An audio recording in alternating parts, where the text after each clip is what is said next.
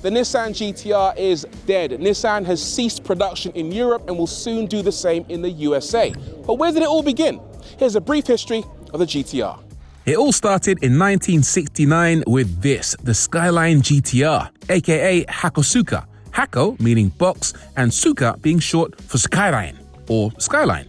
Nissan built this car to show off their racing pedigree. It was powered by a front-mounted 2-litre inline-6 S20 sending 160 horsepower to the rear wheels. And this legend gave birth to another legend. Fast forward 30 years and then Nissan gave us this bad boy, the R32, with a 2.6-litre inline-6 twin-turbo making 276 horsepower and 353 newton-meters of torque. But everyone knew it made a bit more. This also brought to the table all-wheel drive and had another secret weapon, rear-wheel steering. It was engineered to obliterate the competition, and it did, winning 29 consecutive Group A races before retiring and being followed up by another legend. This is the R33. It used the same legendary RB26 engine, but brought with it even more performance thanks to an active limited slip differential, and it became the first ever production car to lap the Nürburgring in under 8 minutes. Plus, it cemented its place in pop culture thanks to things like Fast and Furious.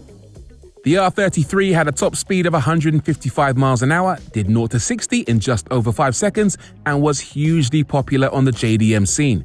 Nissan had a winner. Then in 1999, they dropped this bad boy, the R34, probably the most iconic GT-R in history. Look at the thing. The front end, far more mean and aggressive than ever before. Same goes for the back and the huge rear wing. This one happens to be an M-Spec, which came with revised suspension and also an aluminium bonnet. But the thing that sets this car apart from all the other GT-Rs was the introduction of an MFD display, a screen on the inside that gave you live data on things like your turbo pressures and also live telemetry. This was like a PlayStation game on wheels.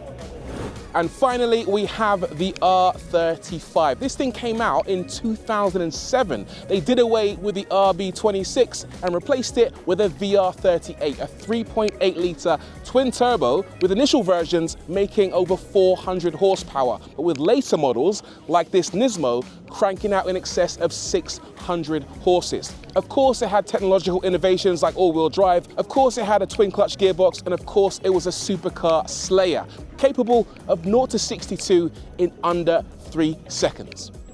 They're all absolutely incredible to me, but which generation of GT-R means the most to you? Let me know in the comments.